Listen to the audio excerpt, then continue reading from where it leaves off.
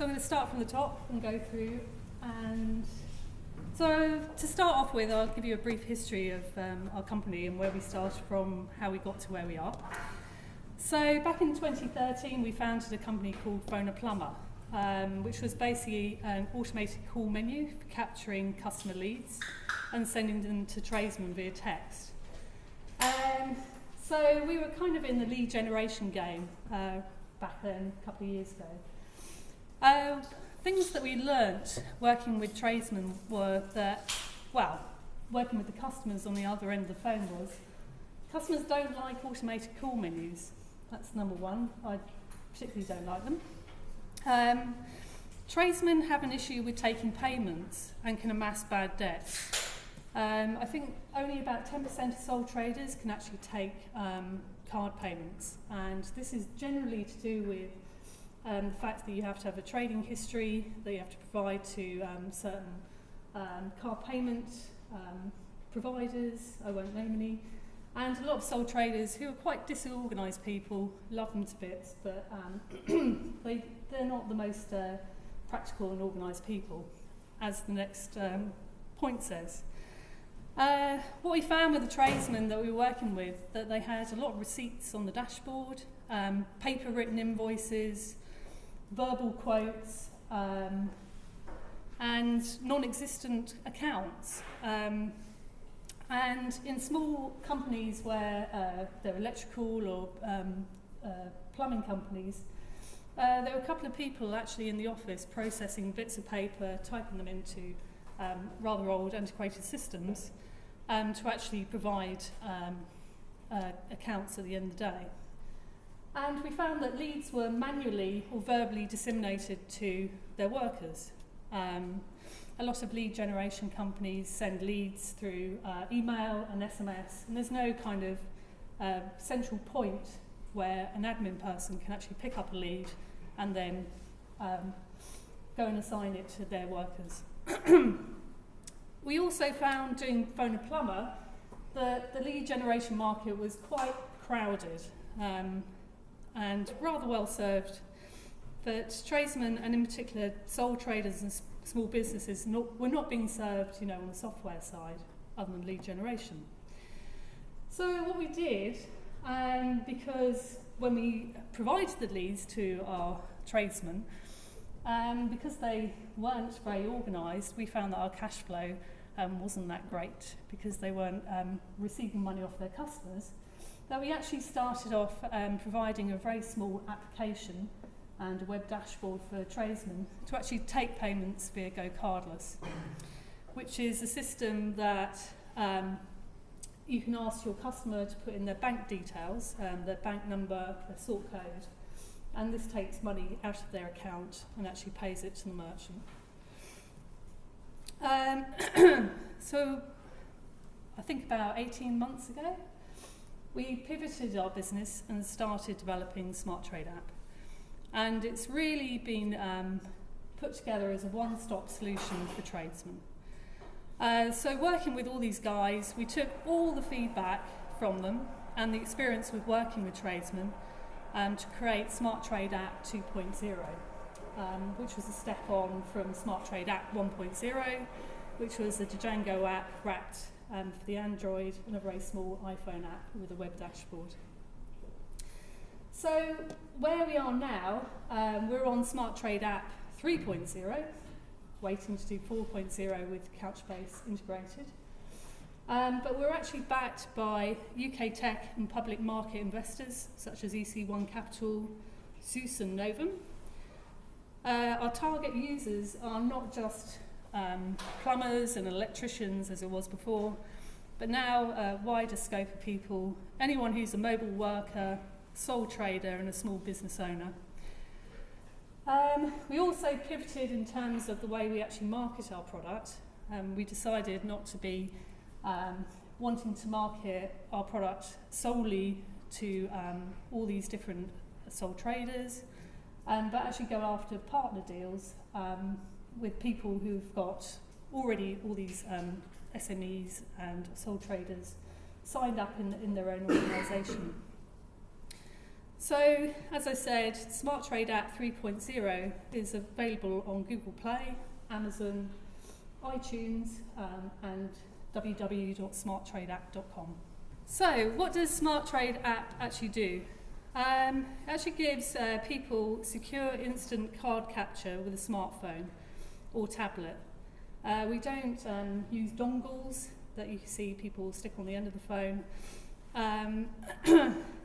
Our payment application for taking payments is actually cheaper than a lot of providers, some of them listed there. And we actually give the option for the user of the application to pass through the transaction fee to their customer, whether rightly or wrongly. We actually offer phone processing over the phone. So we have on our web dashboard, you can take a payment, be on the phone with your customer, take their credit card details and process a payment that way. We're waiting for a 2-day card clearance, which should be imminent. It says Q2 2015, but looks like Q3. Currently it's a 7-day clearance with our card provider. And with our application, no merchant account or trading history is required. And as we learned working with tradesmen, when they did go and try to sign up for various payment providers, it would translate to weeks of delay and ultimately a rejection because they didn't have the right financials in place. SmartTrade is an office in your pocket. So our application enables lead generation companies to actually send their leads into our system. And these are shown on the app and actually on the web dashboard. Our application enables people to share leads with other friends, and our developers can actually connect their software via our API. And this increases the merchant sales because they're actually getting work in. From a lead can actually become an active job.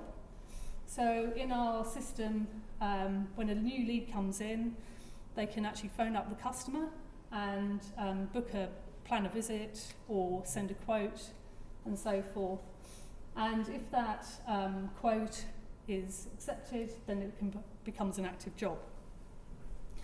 So from an active job, a user can create an invoice or a quote. They can add notes to a job, i.e. There's a terrible dog that's going to bite your leg if you go in. They can plan visits, as I said, and they can keep their customer details all in one place. So it's kind of making the sole trader and SME company a paperless office, and obviously more efficient. So once the job is actually completed, they can take a payment through the application or the web dashboard. We have different payment options. We have credit and debit card. People can actually say that they've received cash for a job, because a lot of tradesmen like cash. And they can send a pay link as well. A pay link is where you send an email to your customer who can then at a later date click a link, opens up a web page where they can enter their credit card details and press pay, and that all flows through. We also found that in our version 2.0, where we kind of slightly went amiss, was we didn't focus on the user experience. And what we found with a lot of tradesmen that we work with was that some of them are they just want to take a payment, and that's all they want to do.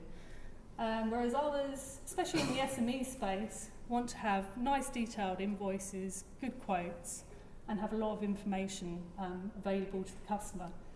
So in 3.0, the app that we now have on the stores and out there, the system actually allows you to do as little or as much as you like.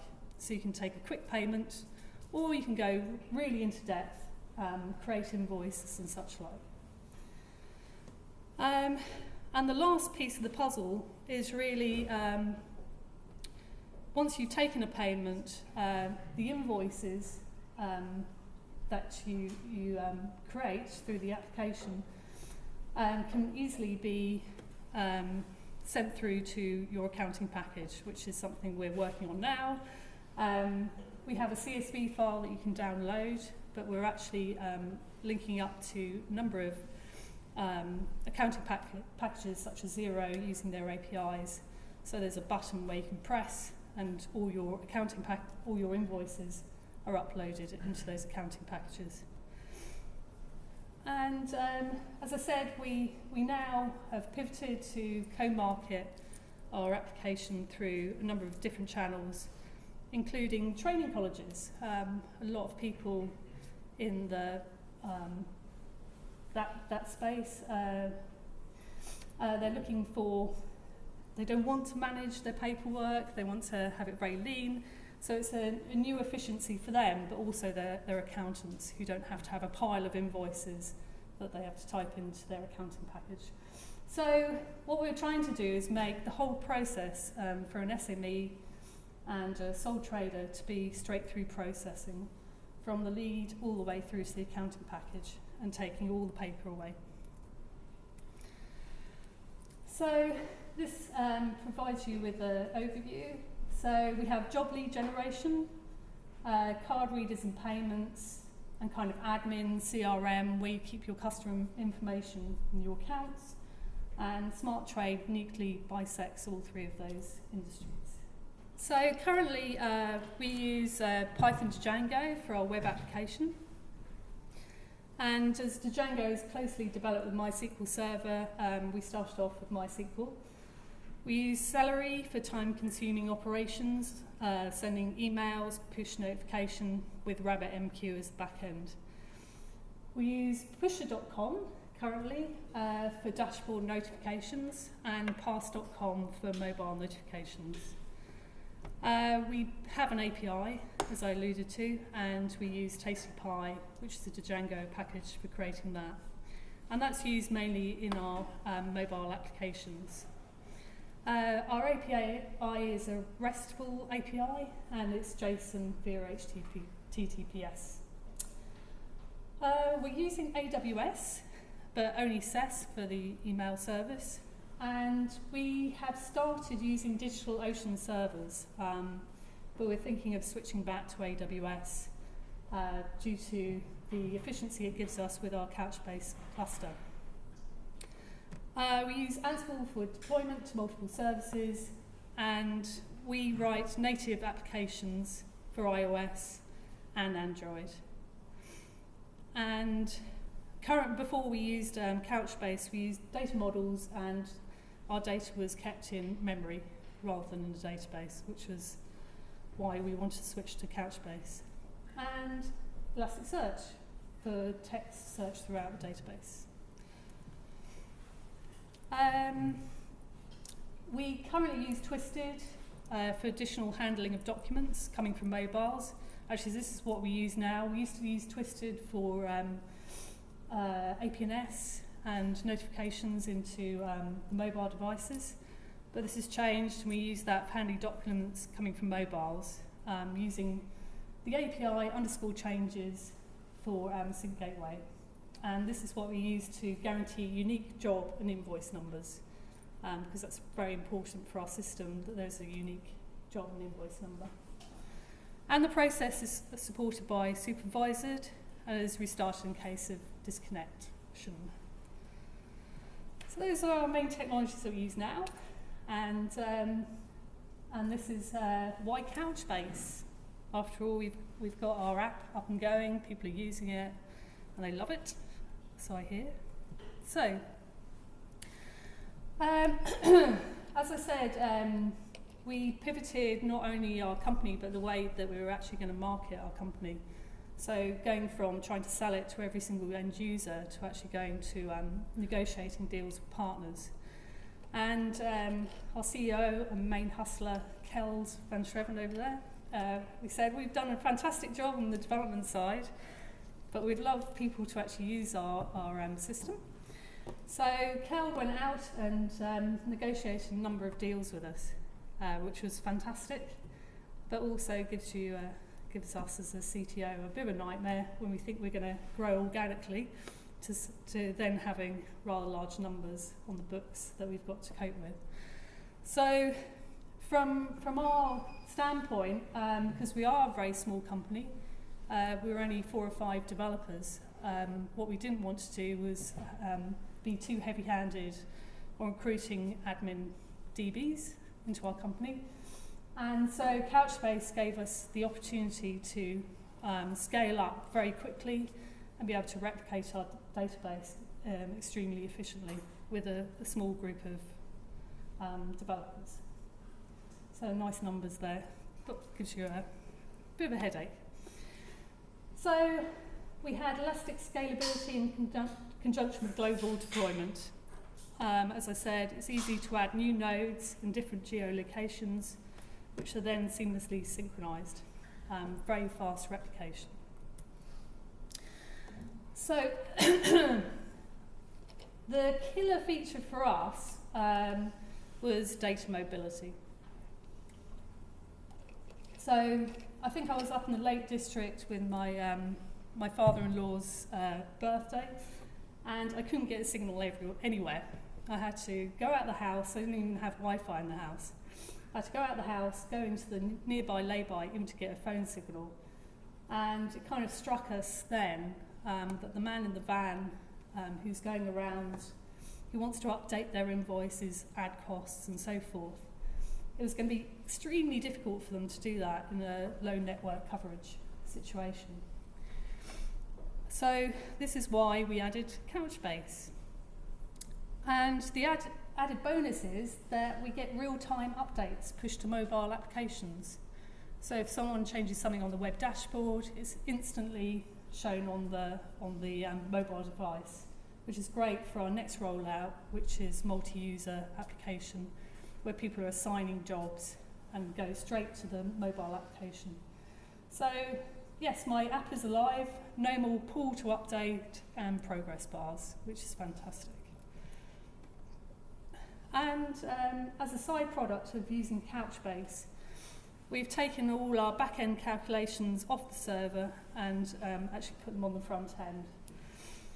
So now all our financial calculations are performed offline on the apps by extracting them to a C++ library. So we did an Objective-C wrapper for iOS, a GNI NDK Java wrapper for Android, Python binding for our server-side calculations, and a fantastic library, if you don't know this already, is Inscripton JavaScript wrapper for real-time calculation functionality in web browsers. And it's near-time calculation, fantastic. And lastly, why do we use Couchbase? Well, it's well supported and documented. When I first looked at it, I think back in December, I read the documentation, understood how we were going to do it quite easily. And it's also, they have great companies, eBay, BSkyB, Zynga, to name but a few. And also it's a great company. They've been fantastic in supporting us as a startup, and it's awesome tech, and we love using it. And that's from all our developers, not just me. So, how do we integrate Couchbase into our application? We use mainly the Sync Gateway. And this Sync Gateway syncs our mobile app and also our web app into, so all the documents are synced via the Sync Gateway. Our CRUD operations, as I alluded to, are via the Sync Gateway API. And the documents are saved directly via the Couchbase server. What we found was that a revision number must be provided to save existing documents via Sync Gateway. Search read-only access performed directly via Couchbase API on the Couchbase server there, and it retrieves all the UIDs for the documents that we want, and then enables the creation of data necessary for the front-end views, and that's on the web app. And we get the entire documents retrieved from the Sync Gateway, which contain revision numbers saving individual documents. So this is the the kind of schema that we went with in the end. And our syncing is based actually on channels, which Couchbase provide. And we use basic auth HTTPS with a MySQL database, which I will show you in a minute. So, on sign up, so we have the mobile app here. So this is authentication for mobile.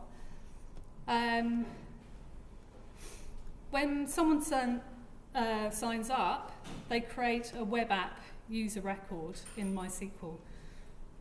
What we do then is we generate a web app API key in MySQL, and we create a sync gateway user using that web app API key as the password. So this is the password that then gains access for the user into the Couchbase system. So on the mobile, we set up synchronization using the username and the received API key once they're authenticated against our MySQL database.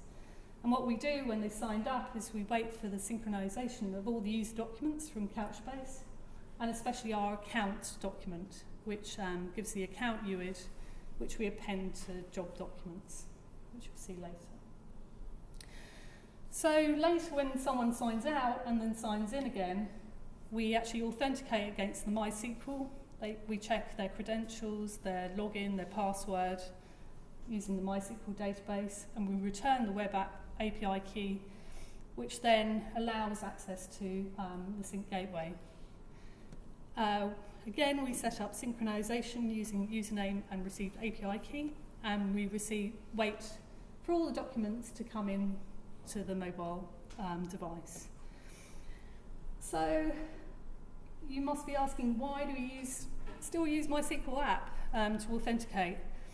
Well, as I said, we started off using Django, and this supports MySQL natively. The records that we're storing in MySQL don't need to be synchronized, so why bother changing it? And it works very well for us as well. So I'll briefly go through what we learnt using Couchbase. Quite a few things. The sync gateway. If the project involves sync gateway, then reading of documents must be done using the sync gateway API. Otherwise, you don't have the revision numbers and cannot save documents. This is quite a key one for us. And if you're thinking about using Couchbase, something to consider. View queries still can be done using very handy client library functions, which is the Couchbase API. For unit testing and development, creating unit tests, consider stale equals false parameter for querying views in your unit tests. Create an immediate read of a document is typical for unit tests, which can otherwise fail as the index is not updated. It can be necessary for website development. New records won't appear in the lists. We've got a couple of others here. Creating a separate bucket for testing purposes. Have a separate database for testing purposes. I think everybody does that anyway. And we use Vagrant to run Couchbase and sync gateway locally on our device. Basically, we're a Python development outfit, and we found that Vagrant works extremely well for our purposes. We found that Couchbase can run on the latest Ubuntu without any problems. Because we have not used Nickel yet, we found that data filtering can be done on the client side very easily when the data set is not large. What we're trying to do is minimize the number of views that we've actually created. It's easier to debug. We've actually created a sync gateway utility using Python, which we'll make available on GitHub because we're a Python shop. And this helps you if you're going from Django to Couchbase. So what we learnt on the mobile, I think one of the main things that we kind of learnt was if you've already got an app which has a good data model structure, then kind of integrating the Couchbase models might take you longer to get to market. I think you can go with your own models, especially if you're using JSON data, and it's quite easy. You have a CBL document has a property called properties, which actually returns a dictionary in JSON format data, or if you're on Android, a collection. We found that the views currently are a little inflexible right now in Couchbase. For example, we needed to filter 6 properties in our job list, but Couchbase only had a limit of 5 columns, which can be mapped in the view. So, but I think when Nickel comes, we can overcome this problem here. And also we found complex queries a little tricky, and we ended up relying on our old code base, which is on the front end. We would rather go for CBL live query as a data source with Couchbase tables on the devices. The only thing that prevented us from doing that was we couldn't capture which document had actually changed in the CBL query. And as you'll see from our demo, we need to know that to do the pretty flashing cells for our user experience. But we did create some really cool views, and creating an array out of that data was quick enough for our use. If you're starting off mobile development with Couchbase, then they have a fantastic app sample called CRM, and it's really good to get you up and going really quickly. Currently, and we talked to a couple of people at Couchbase, we're actually dropping the database when we log out and then recreating it on login. What you can actually do, as we found out later, is actually have multiple databases that you can actually reference within your application, and you don't need to delete your database. We did it for security, just because people can log out and then log in with another account, and obviously we didn't want them to see all the jobs and customers that someone else had in their account. Using listeners makes life easy, and data can be updated in real time. Obviously there's some very mobile-centric things. For example, printing to the console will kill your app. We printed to the console for some of the CBL document listeners or observers in iOS, and it just slowed the whole performance down. And obviously a large number of listeners will also do the same thing. There's a couple more things. Paying special attention to when document properties are set to null or do not exist at all. We found that there was a great source of bugs in our application and provided us with performance problems. And Android apps, if the operating system needs to allocate memory to other apps, it can stop your activities quite easily, resulting in your database and all your data sources actually being killed. So you have to recreate them all. So we ended up writing getters to better handle the access to the documents, because they do get killed, whereas on iOS you don't face the same problem. Okay. So quickly, where we are now. We're planning to release 4.0 with Couchbase next week. We have a couple of bugs on Android that we're trying to finalise. We're looking at conflict management. We haven't done that so far. We're kind of leaving it up to the business to tell us what the requirements are on that side. We're also going to be using Nickel for querying data, because that's far more efficient than what we're actually doing currently. And we're going to integrate the Elasticsearch plugin for search functionality on the web dashboard. And it said release date is middle of April, which should be next week, which is late April. And we're going to then add the multi-user job deployment part of the system, where we use channels to send data to different users within the application. So, for example, in our application, if you're a user, you have a number of jobs and a number of customers, but you don't want all your users to see all your jobs and customers. So some documents are in a channel where all users of the account can see all documents that you've set to that channel, and then specific users with their user ID see other jobs that have been assigned to them, and only them. And we're looking to enhance the dashboard, so it's more like a mobile application where you see data being updated in real time, flashing and looking really funky. So that's the end of the talk. And what I'll try and do is do a short demo of our application. So here you see we're loading all our stuff from the sync gateway, and this is our jobs that we have on the mobile and also on the web dashboard. And so what I can do here is here's all my jobs on my web dashboard. I will attempt to add a new job. New job for Couchbase,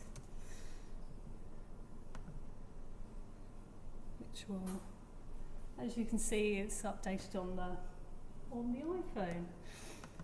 And I will add a date. Set it to tomorrow, so no one's going to be working tonight. And in a minute, the date will update, and it goes into the tomorrow. So here you can see you can have a new job lead which comes through. You can view it, show where the customer actually is. You can call the customer and do a number of things. I don't think I can do this on a simulator. No, I can't. And you can do a number of things offline. You can add costs here. So labour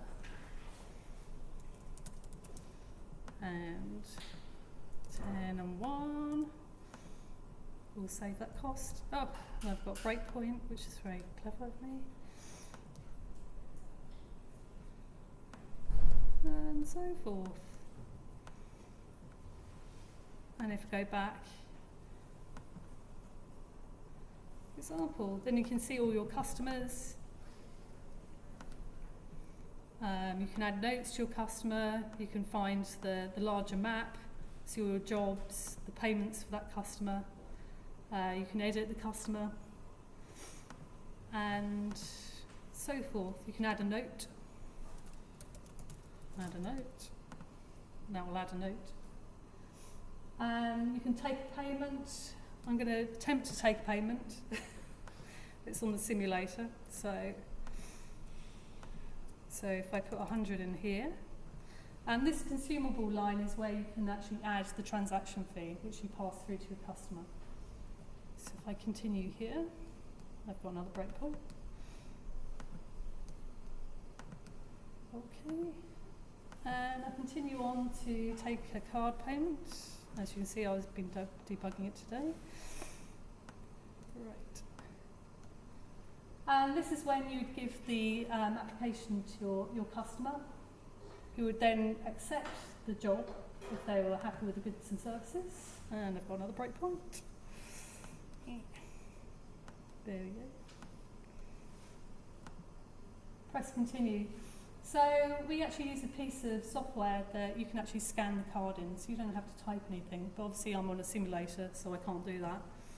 So I'm going to type in the credit card number, put in a date, 1, 2, 3, press done, processing your payment, and it gives you that.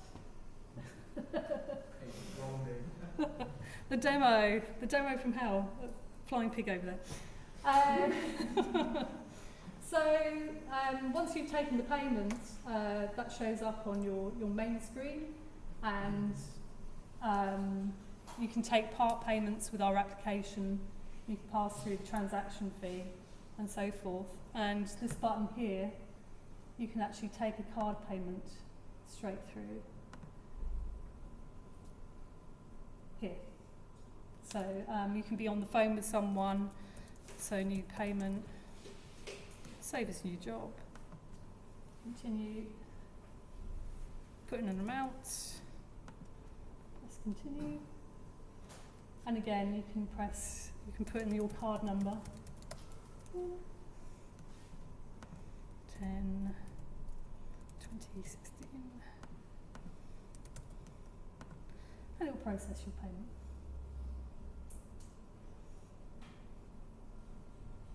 It doesn't want to. It's a demo. Right. Okay. Demos never go well when you're showing everybody else. Cool. So, are there any questions at all? Yes. So you basically got this competition in Stripe and PayPal, or do you have like any specific market for your application? Our application is, the market for it is mobile workers and people who are unable to get a WorldPay terminal. That's our target market, yeah. Who's your payment gateway provider? We use Stripe currently, but we're happy to swap it out at any time, but currently it's Stripe. Yeah. So Stripe is not it's not a competition. It's like a partner or something. Yeah, absolutely. Yeah. I'm sorry, but like, which problem does they solve and which problem do you solve? They solve the problem of taking the payment, and we solve the problem of straight through processing from a lead all the way into accounting package. When does payment actually get taken? Is it instantly, or is it uploaded at the end of the day? It's taken instantly, and then it takes a number of days to be processed by the payment provider. So if you don't have a signal, you can't take a payment? So. Currently, yeah, absolutely. That's the only time that you need a signal, yeah. But once you move to Couchbase, you'll be able to take a payment and it'll be processed as soon as they come back into signal? Yeah, you could do that. That is an option. You're not planning to? We might do, yeah. We had one request, I believe, from a larger company that wanted to take offline payments. It's quite a large job. So at the moment, we still use the API for taking payments on the mobile, and also an API for sending emails. So you can send an invoice to someone, a quote to someone, but we still use our API. But yeah, you could swap it out at some point. Have it come back to your server and be processed from your server? Sorry? Have it come back to your server and be processed from there? Yeah. And then find out they haven't got any money. Yeah. Sorry? And then find out they haven't got any money yet. Yeah, exactly, yeah. I guess, well, that's probably why you'd want to take a payment when you're online, unless you really knew them, I guess, but yeah. Do you do any, fraud checking or something like that? For example, yeah, absolutely. Or if you're gonna try to do something like offline, how are you gonna, check the fraud? How are you gonna protect the customer? Well, fraud is quite minimal on our system because you're face to face with someone. So it's quite difficult to do fraud, and there's a whole, when they do sign up, there's a number of verification steps that actually happen. So for example, if your email address is not the same as your web address, and that kind of sends an alarm bell. If you don't have a website, you might be asked for further verification. So certain steps towards that. And then obviously if there's a charge back on your account, then that sends the biggest signal of all, which then you can stop the account. Plus you work right now just in UK. Yes. We have localised it for the US and Canada, because we have clients coming online shortly in Canada.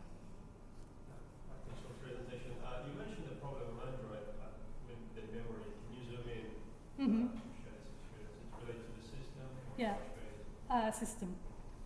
Android? Yeah. So what was the problem? The size of your data model, or? No, it's it used to happen on the iPhone years ago, about 4 years ago. So if your app went into the background, what would happen is that the operating system would look for spare memory where it could, to run the app that's in the foreground. So what happens is that Android currently, as iPhone used to do years ago, is actually kill certain processes within apps that are in the background, and that's what Android still does, we found. Which is normal. It is on the Android, but not on iOS currently. And how much money did you process, for your system? I think you can process up to 500,000. Yeah. I got one more question before, Couchbase. Mm-hmm. We got here like transaction and we got here money, and because you're not asset complaint, how do you fix this problem? Like if you got a transaction, of some large amount of money, how are you gonna know if it does, integrated successfully or not? Well, so we're strongly consistent in Couchbase server within a cluster. With a situation like this, in terms of with mobile, obviously you've got a very widely distributed system across multiple devices. So I guess it's down to developers individually to solve that problem for what they trust. So I think Catherine can probably answer more accurately what they've done than I could give a kind of theoretical sort of answer. But yeah. So yeah, how do you? Is it? Yes. Well, I was reading on the website recently and playing around with it, and you have options to switch on asset or transactions for Couchbase. Not in terms of a multi-part transaction. You can. No, not in terms of going mobile to server, but if you're on the server. Yeah, absolutely. It's strongly consistent within the cluster. Yeah, so you can guarantee that when you read it, someone else will read exactly what you've written. Sorry. Yeah. So it's As long not as you're on the server. on server. Yeah. With mobile, obviously, you've got You're not having a server. you've got difficulty of connections and stuff like that, so you can't guarantee what it's going to be. Mm. So yeah, it's a difficult distributing problem, I guess. But we're actually coming to the end of our time in Google Canvas. I've got to say thank you to Google, even though they're not here, because they give this space for free. So thank you. Thank you.